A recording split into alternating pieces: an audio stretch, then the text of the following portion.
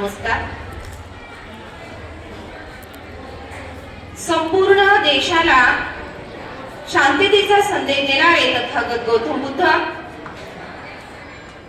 विज्ञानाचे विचार लोकभाषेच्या माध्यमातून, अभंग कीर्तनाच्या माध्यमातून तळागाळातील लोकांपर्यंत पोहोचवणारे जगद्गुरु तुकोबाराय आपल्या भारत देशाला सुंदर असे संविधान दिले आणि त्या संविधानावर आपला देश चालतो असे संविधानाचे जनक डॉक्टर विश्वरत्न डॉक्टर बाबासाहेब आंबेडकर, तसेच देशाला प्रथम आरक्षण मिळवून देणारे राजश्री शाहू महाराज आणि शिक्षण हे वाडी वस्तीपर्यंत पोहोचलं पाहिजे असा ध्यास घेणारे महात्मा ज्योतिबा फुले आणि सावित्रीबाई फुले यांच्या महान कार्याला, यांच्या महान विचाराला प्रणाम करून मी तुमच्या समोर आज क्रांतीज्योती सावित्रीबाई फुले 3 जानेवारी त्यांचा जन्मदिवस आणि तसेच बालिका दिवस म्हणून आपण साजरा करतो. त्यानिमित्ताने इथे उपस्थित सर्व गुरुजन व माझे लाडके विद्यार्थी मित्रांनो, भारतीय इतिहासातील थोर राजमाता, राष्ट्रमाता माता जिजाईचा जन्म झाला नसता, तर रयतेला बाळ शुभासारखा राजा मिळाला नसता. माता रमाईचा जन्म झाला नसता, तर डॉक्टर बाबासाहेब आंबेडकरांनी लिहिलेले संविधान आपल्या भारत देशाला लाभले नसते. माता सावित्रीचा जन्म झाला नसता, तर मुलीसाठी पहिली शाळा उघडलीच नसते. म्हणून जिजाई रमाई सावित्रीला नमन करून, नतमस्तक होऊन, विनम्र अभिवादन करून मानाचा मुजरा. मुलींनो, 19व्या शतकातील एक विद्यादायिनी, एक युगंधरा, जिने आपल्या पतीच्या साथीने शिक्षणाची गंगोत्री तुमच्या आमच्यापर्यंत आणण्यासाठी अहोरात्र कष्ट केलं. चंदनासारखी झिजली आणि तुमचं आमचं जीवन सफल आणि सुफल होण्यासाठी अहोरात्र कष्ट केली आणि सर्वांपुढे ज्योत म्हणून, मशाल म्हणून उभी राहिली. ती होती क्रांतीज्योती सावित्रीबाई फुले. परंपरांची ओझी झुंकारून, हातात पाटी पेन्सिल घेऊन कुंभाराच्या बाहेर पाऊल टाकलं आणि आपल्या लेकीच्या पायातल्या बेड्या सोडवण्यासाठी शाळा काढली, अनाथालय काढलं. नवजात शिशूंची आई झाली. उकिरड्यावर पडलेल्या अभ्रकांना तिने जीवनदान दिलं. आसमानी सुलतानी संकटांना झुंज दिली आणि महात्माची पत्नी होती, आई सुद्धा झाली. म्हणून वाघाची आई बनायला वाघिणीचं काळीज लागतं. म्हणून तर सावित्री माता तुमच्या पुढे आमची मान सदैव झुकत असते. मुलींनो, सावित्री मातेच्या कपाळावरील हे आडवे कुंकू आम्हाला हे सांगते, सावित्री मातेच्या कपाळावरील आडवे कुंकू आम्हाला हे सांगते की उभी व्यवस्था सुद्धा आडवी करण्याची ताकद असणारी स्त्री म्हणजे क्रांतीज्योती सावित्रीबाई फुले.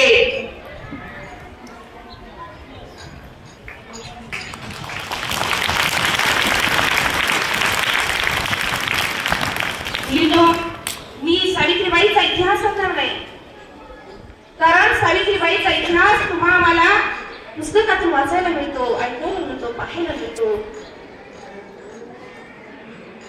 म्हणून त्या खूप कष्ट केल्या. सेन माती अंगावर चिरल्या, कष्ट केल्या आणि मुलीसाठी पहिली शाळा. म्हणून विद्यार्थी मित्रांनो, मैत्रिणींनो, सावित्रीबाईंची शाळा ही 4 भिंतीच्या आत सुरुवात झालेली नसून या काळ्या धरणी मातीवरती सावित्रीबाईंची शाळा सुरू झाली.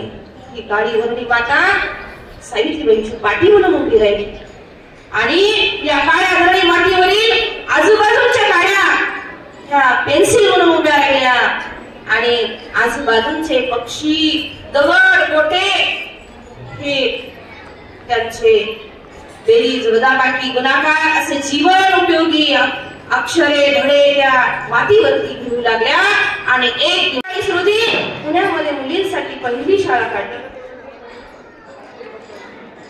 मैत्रिणींनो, असंच तुमच्यासारखी लहान असताना सावित्रीबाई फुले शिरवाळ्याच्या बाजारपेठेत गेल्या आणि त्या घोड्यावर जिलेबी खात असताना त्यांना एक ख्रिश्चन मिशनरी नावाचा एक व्यक्ती भेटला आणि त्या व्यक्तीने त्यांना पुस्तक दिलं आणि ते पुस्तक घेतल्या आणि म्हणू लागल्या, या पुस्तकातलं मला काही कळत नाही, पण या पुस्तकात काय आहे हे मला कळलं पाहिजे. तिचं नाव सावित्री, तिचं नाव सावित्री.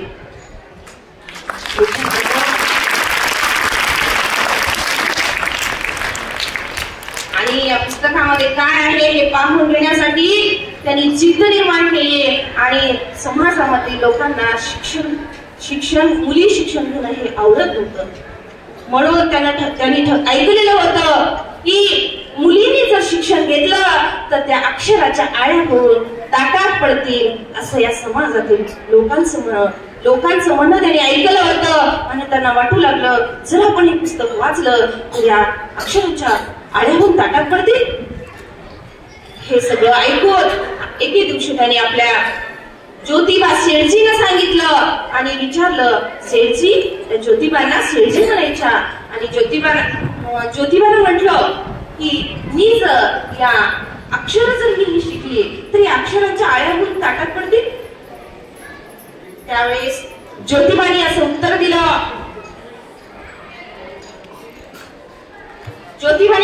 दिलं, सावित्री, तू ज्या वेळेस हे अक्षर शिकशील आणि तेव्हाच कळे की तुला या अक्षराच्या आळ्यातून पडतात का.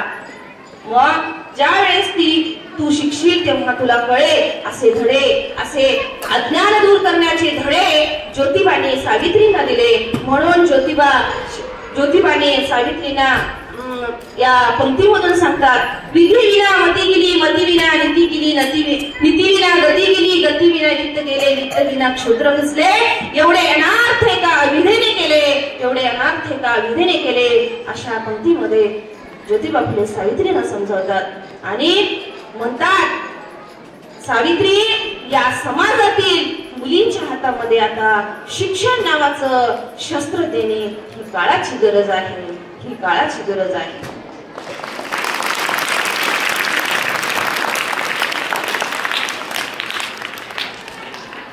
मग ज्योतिबा म्हणतात, मी आता माझ्या सावित्रीला शिकवणार, घडवणार आणि माझ्या मुलींसाठी सज्ज करणार आणि माझी सावित्री आता मुलींना शिकवणार. असे ज्ञानाचे धडे ते सावित्रीबाईंना देऊ लागले. आणि एके दिवशी सावित्रीला प्रश्न पडला की 19व्या शतकामध्ये मुलींना शिक्षण का दिलं जात नव्हतं, मुलींना शिक्षण का दिलं जात नव्हतं. तर मुलींनो, याच आपला जर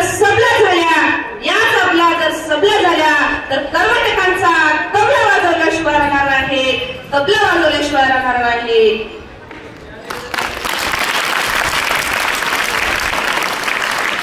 म्हणून मुलींना शिक्षण दिलं जात नव्हतं, म्हणून मुलींना शिक्षण दिलं जात नव्हतं. मुलींनो, की अशा प्रकारे सावित्रीबाई खूप शिकल्या आणि आपल्याला अज्ञानाचा अंधकार दूर करून शिक्षणाचे धडे घेऊन एक दिवस त्या मुलींसाठी पहिली शाळा काढल्या. म्हणून तर म्हणते, मुलींनो, आजपर्यंत ज्या लोकांनी खंडोबाचे पाय धरले, ज्या लोकांनी खंडोबाचे पाय धरले तेथे माझ्या मुली झाले आणि ज्या ठिकाणी विठ्ठलाचे पाय धरले तिथे वारकरी झाले. पण जिथे सावित्रीबाई फुले आणि ज्योतिबा फुलेंचे पाय धरले तिथे मात्र सरपंच पदापासून ते राष्ट्रपती पदापर्यंत जाऊन पोहोचले.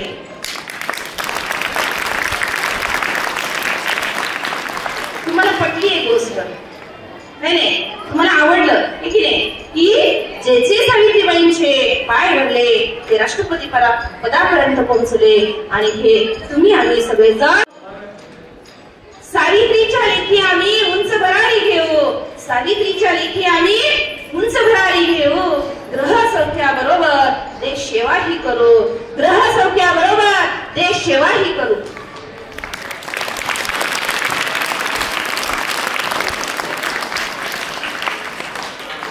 विद्यार्थी मित्रांनो, जर असा महान आत्मा जर जन्माला आला नसता तर आपली अवस्था काय झाली असती? मुलींसाठी शाळा, पहिली शाळा उघडली नसती जर ज्योतिबा नसते तर. म्हणून हम भारत की नारी है फूल और चिंगारी है, हम भारत की नारी है फूल और चिंगारी है अशी धमक आजच्या मुलीमध्ये असली पाहिजे. आणि म्हणून मुलीनं जिजाई, रमाई, सावित्री सारखं खूप शिका, मोठं व्हा. प्रत्येकाच्या घरी जिजाई जन्म घेतली पाहिजे, सावित्री जन्म घेतली पाहिजे अशी धमक तुमच्यामध्ये असू द्या. मी माझे इथेच माझे 2 शब्द संपविते. जय हिंद. जय. जन्म झाला नसता, माता जिजाईचा जन्म झाला नसता तर रयतेला बाळ शुभासारखा राजा मिळाला नसता. माता रमाईचा जन्म झाला नसता तर माता रमाईचा जन्म झाला नसता तर डॉक्टर बाबासाहेब आंबेडकरांनी लिहिलेले संविधान आपल्या भारत देशाला लाभले नसते. माता सावित्रीचा जन्म झाला नसता, माता सावित्रीचा जन्म झाला नसता तर मुलीसाठी पहिली शाळा उघडलीच नसते.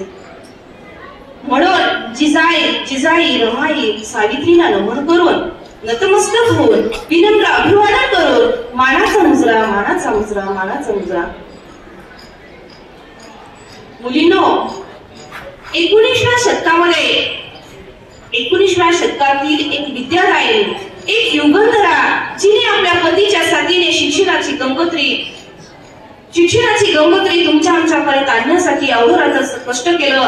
चंदनासारखी झिजली आणि तुमचं आमचं जीवन सफल आणि सुफल होण्यासाठी अहोरात्र कष्ट केली. आणि सर्वांपुढे ज्योत म्हणून, मशाल म्हणून उभी राहिली ती होती क्रांतीज्योती सावित्रीबाई फुले. परंपरांची ओझी झुंकारून, हातात पाटी पेन्सिल घेऊन उंबरठ्याच्या बाहेर पाऊल टाकलं आणि आपल्या लेकीच्या पायांना बेड्या सोडवण्यासाठी शाळा काढली, अनाथालय काढलं. नवजात शिशूंची आई झाली, उकिरड्यावर पडलेल्या अपघाताला तिनं जीवनदान दिलं, आसमानी सुलतानी संकटांना झुंज दिली. आणि महात्माची पत्नी होती, आई सुद्धा झाली. म्हणून वाघाची आई म्हणायला वाघिणीचं काळीज लागतं, वाघाची आई म्हणायला वाघिणीचं काळीज लागतं. म्हणून तर सावित्री माता तुमच्या पुढे आमची मान सदैव झुकत असते, तुमच्या पुढे आमची मान सदैव झुकत असते. मुलींनो, सावित्री मातेच्या कपाळावरील हे आडवे कुंकू आम्हाला हे सांगते, सावित्री मातेच्या कपाळावरील आडवे कुंकू आम्हाला हे सांगते की उभी व्यवस्था सुद्धा आडवी करण्याची ताकद असणारी स्त्री म्हणजे क्रांतीज्योती सावित्रीबाई फुले.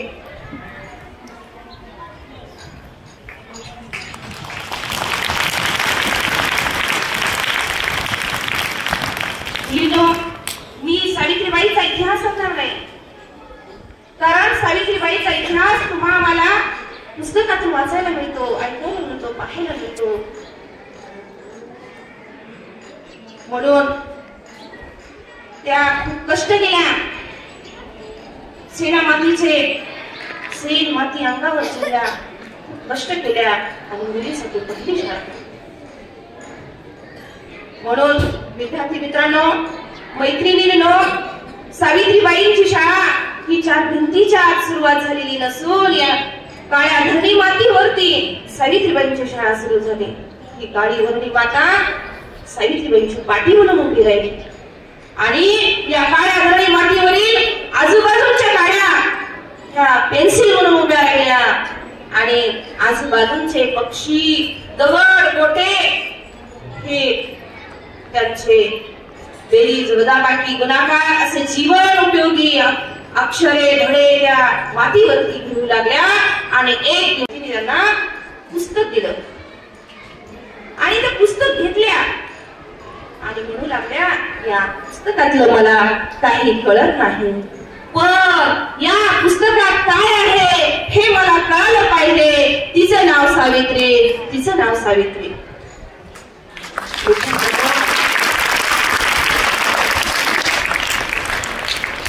आणि या पुस्तकामध्ये काय आहे हे पाहून घेण्यासाठी त्यांनी जिद्द निर्माण केली आणि समाजामध्ये लोकांना शिक्षण मुली शिक्षण घेणं हे आवडत नव्हतं. म्हणून त्यांनी ऐकलेलं होतं की मुलींनी जर शिक्षण घेतलं तर त्या अक्षराच्या आळ्या होऊन ताटात पडतील, असं या समाजातील लोकांचं म्हणणं त्यांनी ऐकलं होतं. आणि त्यांना वाटू लागलं जर आपण हे पुस्तक वाचलं तर या अक्षराच्या आळ्या होऊन ताटात पडतील. हे सगळं ऐकून एके दिवशी त्यांनी आपल्या ज्योतिबा शेठजींना सांगितलं आणि विचारलं, शेठजी, ज्योतिबांना शेठजी म्हणायच्या. आणि ज्योतिबानं म्हटलं की मी जर या अक्षर जर मी शिकली तर या अक्षरांच्या आळ्याहून ताटात पडतील. त्यावेळेस ज्योतिबाने असं उत्तर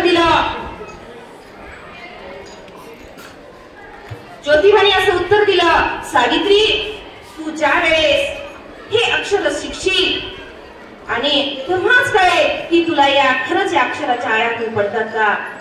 मग ज्या वेळेस तू शिकशील तेव्हा तुला कळेल. असे धडे, असे अज्ञान दूर करण्याचे धडे ज्योतिबाने सावित्रींना दिले.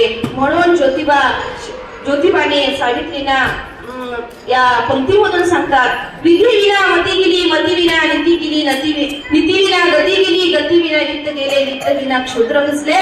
एवढे अनार्थ एका अभिधेने केले, एवढे अनार्थ एका अभिधेने केले. अशा पंक्तीमध्ये ज्योतिबा फुले सावित्रीला समजावतात आणि म्हणतात, सावित्री, या समाजातील मुलींच्या हातामध्ये आता शिक्षण नावाचं शस्त्र देणे ही काळाची गरज आहे, ही काळाची गरज आहे.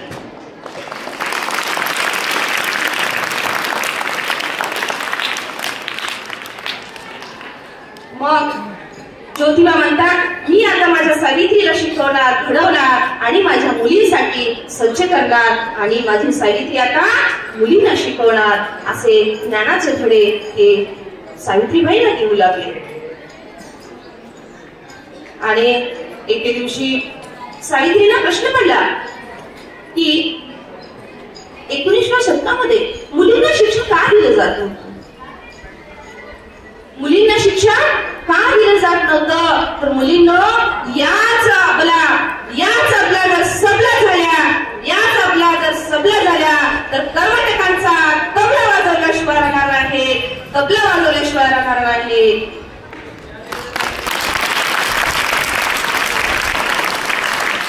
म्हणून मुलींना शिक्षण दिलं जात नव्हतं.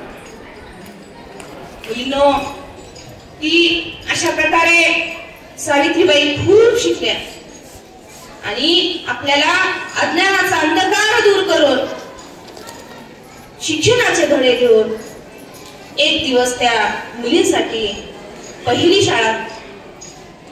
शाळा काढल्या. म्हणून तर म्हणते, मुलींनो,